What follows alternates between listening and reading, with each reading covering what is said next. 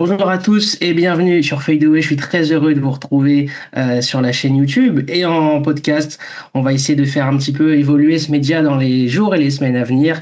Et on profite de cette fin de saison pour lancer un nouveau format, un nouveau concept, une série d'interviews tout au long de l'été.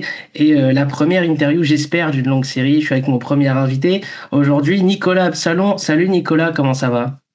Salut Emmanuel, ça va et toi? Ça va très bien. Merci beaucoup d'être venu. En plus, comme tu es en vacances, tu prends le temps pendant tes vacances de venir. C'est super sympa de ta part. Alors, tu es coach au Pôle France Basket, coach de l'équipe de France U16. Ça a été aussi dans le staff de Vincent Collet. On va en parler. Moi, c'est présentation brièvement de ton parcours. Mais justement, est-ce que, pour ceux qui ne te connaissent pas, est-ce que tu peux te présenter? Quel a été ton parcours, d'où tu viens et voilà ce que tu fais aujourd'hui, s'il te plaît. Écoute, mon parcours dans le milieu du basket, c'est que j'ai commencé à jouer au basket à l'âge de 14 ans.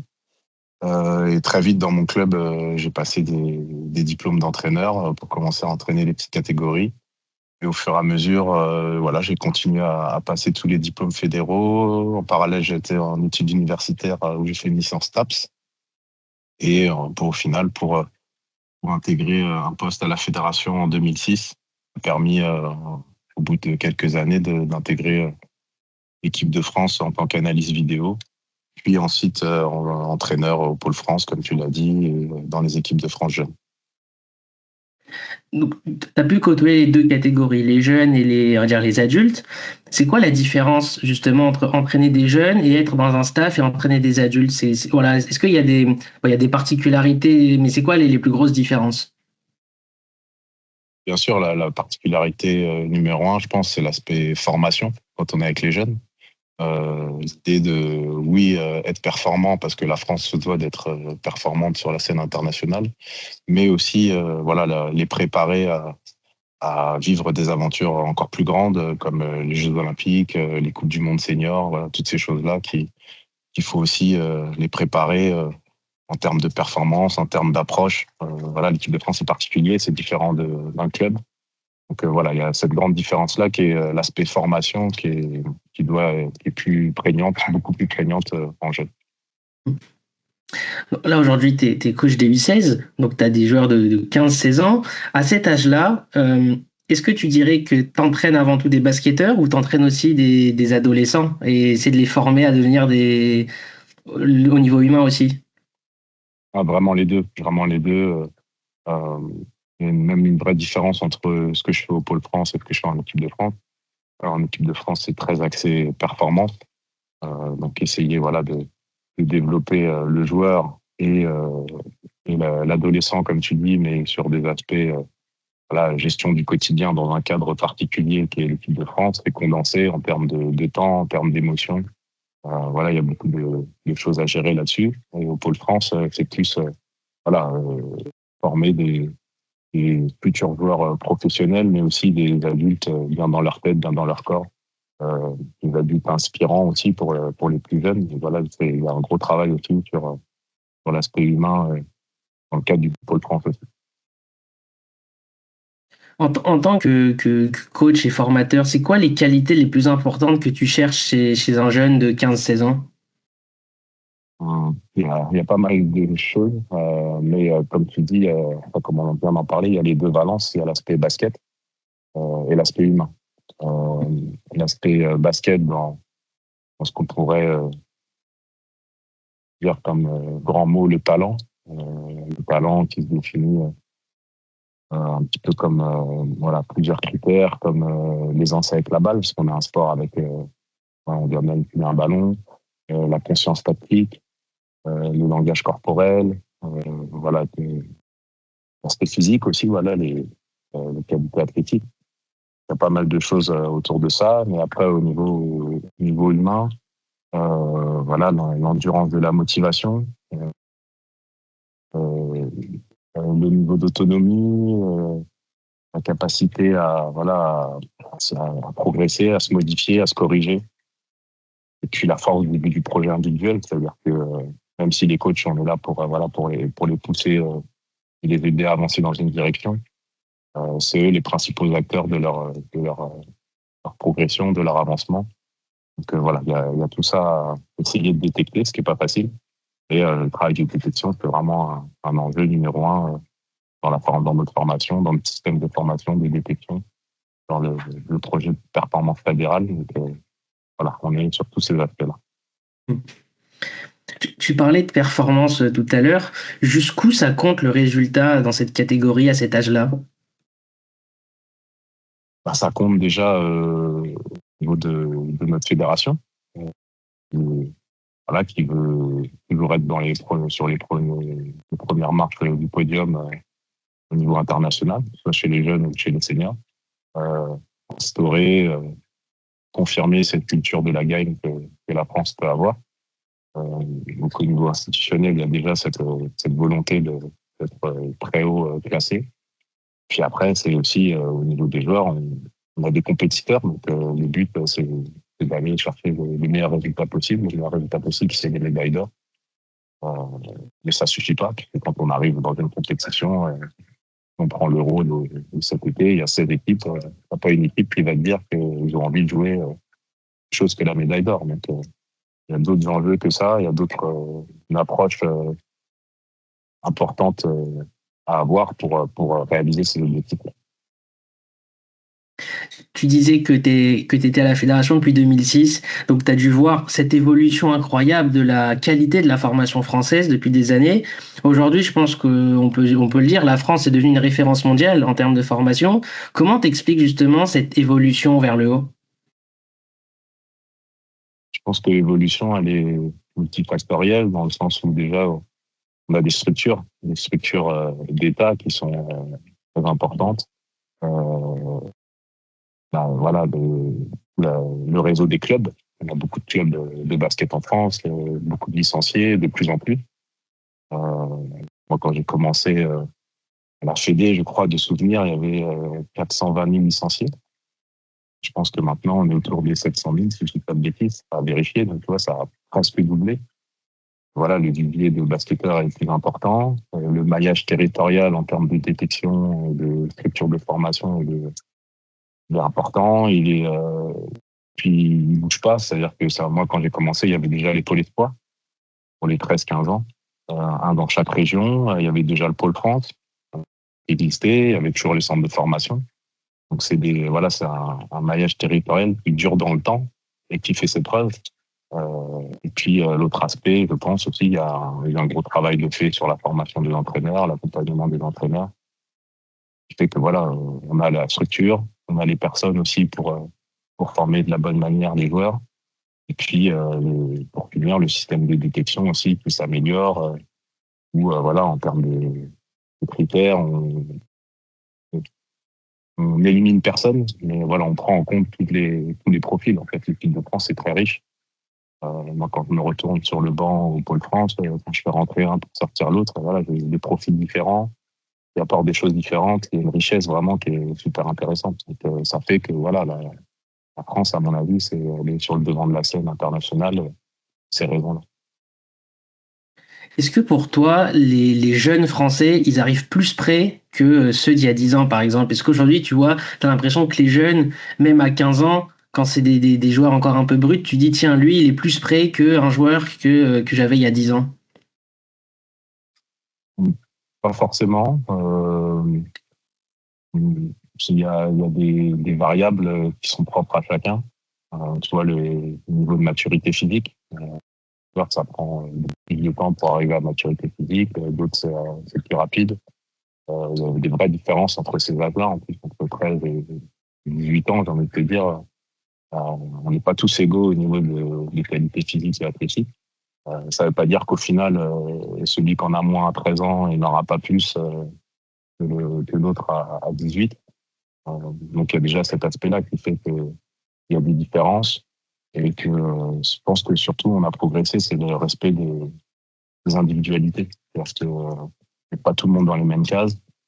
Essaye de respecter la progression de chacun, que ce soit la progression physique, mais aussi la progression technique, la progression en termes de compréhension du jeu, et que chacun va à son rythme pour arriver à un objectif ultime qui est, en ce qui concerne le Pôle France, être joueur professionnel et intégrer les équipes de France jeunes et seniors à l'avenir. Donc, Voilà, c'est plus, je pense, on est meilleur dans l'individualisation qu'il y a quelques années.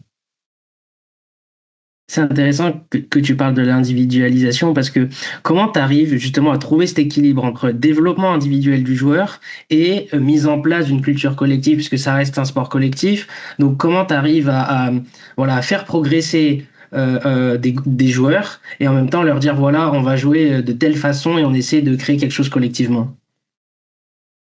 C'est toujours partir de la base de notre sport, comme tu l'as dit, c'est un sport collectif. Donc, quoi qu'il arrive, euh, qu'importe mes qualités, j'y arriverai jamais tout seul. Donc, Mm. j'aurai toujours besoin des gars à côté de moi pour ça. Et ça, c'est irréfutable et les joueurs le comprennent vite. Maintenant, après, c'est là notre job, nous, en tant qu'entraîneurs, c'est d'essayer de trouver une organisation, que ce soit offensive, défensive, pour mettre en avant les qualités de chacun, en fait. C'est pour ça que, voilà, chaque année, voilà, on a des profils en équipe de France. La façon dont on joue avec les 2010 cette année, c'est pas la même que les 2009 l'année dernière, pas pareil encore que les 2008 que l'année d'avant. Voilà, toutes ces choses-là. Et par rapport aux qualités des joueurs. Et ça, c'est notre job. Et c'est ça aussi qui est passionnant, c'est de voilà, comment on met en lumière toutes les forces en présence dans un collectif. Donc, ça, c'est un peu le job numéro un, j'ai envie de te dire, pour l'entraînement. Il y a une image sympa qui s'est passée en fin de saison en NBA. Trois de tes anciens joueurs qui se sont retrouvés sur le même terrain NBA, Adam Abal, Ousmane Dieng, Ryan Rupert. Quand tu vois aujourd'hui tes anciens joueurs, mais je prends l'exemple de ces trois-là, du coup, quand tu vois aujourd'hui ces joueurs-là, les voir évoluer au plus haut niveau, qu'est-ce que ça t'inspire? Ah, déjà, on est très fiers. On est très fiers de les voir à ce niveau-là. Euh, Ça aussi, nous conforte un petit peu dans le travail qui a été fait, dans les espoirs qu'on a mis en eux en les sélectionnant, parce que quand on les voit maintenant, c'est super, mais quand on les avait à l'époque, il y avait beaucoup de difficultés à surmonter pour eux. Même pour nous, des fois, pour justifier de leur présence au Pôle France, par exemple. Je prends le cas de Ryan Rupert, qui est arrivé avec un an d'avance à l'INSEC. En termes de développement, Ryan, il était au stade zéro de son développement physique. En fait, quand il est arrivé, il avait des segments très très longs, mais au niveau musculaire, il n'y avait pas grand-chose. Ok. En termes de mobilité non plus. Donc, et puis, c'est marrant parce que Ryan est venu s'entraîner avec nous. Il est venu en fin de saison, et puis il va pas toujours faire un coucou au Pôle France. Et puis, il a voulu jouer avec les garçons de première année. Il fait des 3-3 sur le demi-terrain. Et donc, voilà, il leur a montré ce que c'est qu'un joueur NBA. Ouais. Voilà, en direct, quoi, en live. Et Ouais. à la fin, j'ai échangé avec les garçons du Pôle France et leur demandé ce qui les a marqués. Et il te dit, bah, déjà, il rate pas un panier. Il rate pas un panier, la qualité d'appui, voilà, le changement de rythme, toutes ces choses-là qui les impressionnaient. Et ce qui les a rassurés, entre guillemets, c'est que moi, j'ai eu le discours de ce que je connaissais de lui quand il avait leur âge. Ok. Il jouait meneur de jeu déjà, parce qu'on essaie de développer ses qualités un petit peu balle en main. Il passait le milieu de terrain une fois sur deux. Par la pression offensive et défensive des adversaires, l'impact physique, voilà, c'est des choses qu'il n'arrive pas à gérer. Quand tu dis ça aux joueurs qui sont dans l'instant au Pôle France, ils te regardent avec des grands yeux, ils n'y croient pas en fait. Ils ne croient pas que c'est difficile. Une anecdote que je raconte souvent concernant Ryan, qui est un énorme bosseur, et qu'il me sollicitait beaucoup pour faire du travail de tir. Et la première année, quand il faisait du tir à 3 points, bah, la réussite, elle n'était pas trop là encore. Donc, et je me rappelle que je prenais ses rebonds et que des fois, ma montre se déclenchait. Tu sais, et puis, elle me demande si tu es en train de faire un footing. Je Ah, cours ok. partout pour aller chercher les ballons. Et quand tu vois, quelques années après, les joueurs qui disent, mais il rate pas un tir. En fait, tu te dis, voilà, le travail qui a été fait à cette époque-là, à un moment, ça paye, en fait. Et donc, moi, ça m'a permis aussi, en tant qu'entraîneur, de relativiser certains comportements, d'être plus patient sur certaines choses. Parce que je sais qu'à un moment, s'il y a le travail, si le talent est là, à un moment, ça réussira, quoi. Est-ce que tu arrives à reconnaître tout de suite un joueur qui sera en NBA? Est-ce que tu arrives à te dire, tiens, ce petit-là, je sais que dans 10 ans, il sera en NBA? Certains, oui. Ils sont rares, mais oui, tu vois, quand on a eu en détection au camp national, donc camp national, t'as 14 ans. un camp de détection au mois de décembre organisé par la fédération. Et on regroupe les 36 meilleurs joueurs de la catégorie. Je me souviens que Ousmane, avec la génération de 2003, Ousmane Dieng, quand il est là, tu te dis, bon, ça arrive d'aller en NBA. Quand tu as Victor Wembanyama, tu te dis aussi, bon, c'est sûr que ça va y aller. Zachary Rizaché, pareil, tu vois, c'est 3 joueurs où ça m'a marqué. Nathan Soliman aussi, c'est des joueurs qui ont marqué tout ça. Donc, pour certains, oui, c'est entre guillemets facile de le dire. Après, ce qui est intéressant, c'est ceux où, au départ, t'as pas vraiment de projection.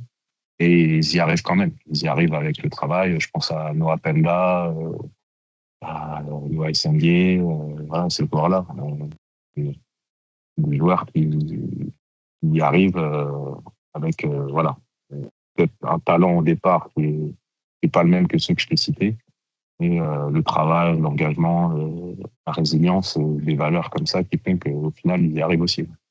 Mmh. Tu parlais de Nathan Soliman, il est dans l'actualité en ce moment parce que du coup il est avec les U17 à la Coupe du Monde U17, il est très bon. Est-ce que tu le vois être capable d'être numéro 1 de la draft et peut-être on aura un nouveau Français first pick? Ah, en fait, j'ai pas de vision sur la génération, tu vois, au niveau des autres pays. Européens, je connais les joueurs européens, les joueurs américains, je connais moins. J'ai pu voir un petit peu le match contre les États-Unis. Ouais, il y a des potentiels, mais c'est sûr que Nathan, il a des choses à mettre en avant, donc pourquoi pas? Pourquoi pas? Après, ça va arriver vite, mais il y a quand même encore du temps de travail. Encore du temps de travail. Là, il a fait une bonne fin de saison en Pro B avec Nantes. C'est très bien ce qu'il a fait. L'année prochaine en Betclic à Bourg. Donc voilà, cette année, elle va être importante pour lui. Montrer de quoi il est capable à ce niveau-là et continuer à prouver que ça fait partie d'un des meilleurs joueurs de sa génération. Avant, c'était en France qu'il fallait prouver. Maintenant, c'est au niveau mondial. Donc voilà, la marche monte au fur et à mesure. Oui. Et ben, il y a un de ses coéquipiers que tu connais bien aussi, Aaron Toro Nancy. Quel regard tu portes sur Aaron, qui a un profil particulier, mais est-ce que tu penses que ça peut fonctionner? Tu penses qu'il peut avoir une belle carrière en NBA? Alors, je pense qu'il va avoir une belle carrière. Après, NBA, je sais pas. Tu vois, il y a plein de paramètres qui font que ça Oui. peut être en NBA. C'est aussi le contexte, l'équipe dans laquelle tu arrives. Tu vois, Ousmane Dieng au KC, pas très utilisé. Il trade à Milwaukee et puis là, il fait des stats monstrueuses. Donc, ça dépend aussi vraiment du contexte. Pareil pour Ryan, qui était à Portland, pas souvent utilisé. Et puis, quand il arrive à Memphis, il montre tout de suite de quoi il est capable. Donc, moi, et voilà, il y a souvent, on parlait de la taille concernant Aaron. Il y a des joueurs qui sont encore plus petits qu'Aaron qui sont alignés. Donc, des qualités qu'il va falloir qu'ils mettent en avant, l'adresse, la vitesse, les aspects défensifs. Voilà, il y a plein de choses encore à montrer pour pouvoir franchir ce cap-là. Mais en tout cas, je suis pas inquiet sur le fait qu'il va faire une belle carrière de basket professionnel. Parce qu'il a un caractère qui est hors norme. D'engagement, de fighting spirit, voilà, c'est des choses qui sont importantes pour une équipe, pour un coach. Quand on a un joueur comme ça, j'ai eu la chance d'être champion d'Europe avec les 2008, avec lui, un meneur de jeu à -20. Voilà, il a apporté une flamme qui était importante pour le groupe. Et ça, il l'a en lui. C'est pas quelque chose où il fait l'effort. Et pour être là-dedans, c'est vraiment une partie de ses qualités. Et ça, c'est précieux. Début août, c'est l'Eurobasket U16. Dans quel état d'esprit tu abordes cette compétition? J'ai envie de te dire, avec la volonté que ce soit au niveau personnel ou collectif, de prendre beaucoup de plaisir. Parce que même si ça fait ma 5e campagne, je me jure à chaque fois la chance d'être sélectionneur de cette équipe, de pouvoir vivre ces expériences-là. Et donc, même s'il y a cet aspect performance, on veut gagner le titre, on veut ramener l'or, prendre du plaisir parce que c'est des choses qui sont éphémères. Éphémères, ça ne durera pas toute la vie. Et donc, il faut être concentré, il faut travailler, il faut être focus, mais il faut aussi profiter de ces moments-là. Que j'ai envie, de l'aborder, prendre du plaisir avec les joueurs. Je pense que voilà, on a une bonne génération. On fait de belles choses sur cette compétition. Voilà, on y va conquérant, mais avec l'envie de kiffer l'expérience et de faire du mieux possible. C'est quoi les points forts de cette génération pour toi? Pour moi, les points forts, c'est la densité des joueurs. Alors que je sais qu'il y aura 12 joueurs. Toi, pour l'instant, on est 16. Sur le premier stage, on était 16. On sera 16 sur le prochain stage, avec 2 joueurs qui ont changé. Voilà, on aura déjà vu 18 joueurs. Et 18 joueurs, comme je te dis tout à l'heure, avec des qualités différentes, mais qui peuvent tous apporter quelque chose dans leur domaine. Ça va être une équipe dense, riche. Les changements ne vont pas faire baisser le niveau de l'équipe. Au niveau de qualité constante tout au long des rencontres et de la compétition, j'espère. Objectif médaille d'or, du coup. Oui. Il faut pas se le cacher. Il faut aller chercher la médaille d'or. Après, tu sais, en U16, tu découvres un petit peu les autres générations. C'est-à-dire que c'est pas comme en U18 où ils ont souvent fait une compétition avant. Tu as un recul un peu plus important sur la génération et tu connais les forces en présence. Là, en U16, tu peux les découvrir. On ne sait pas. C'est pour ça qu'on se concentre beaucoup sur nous.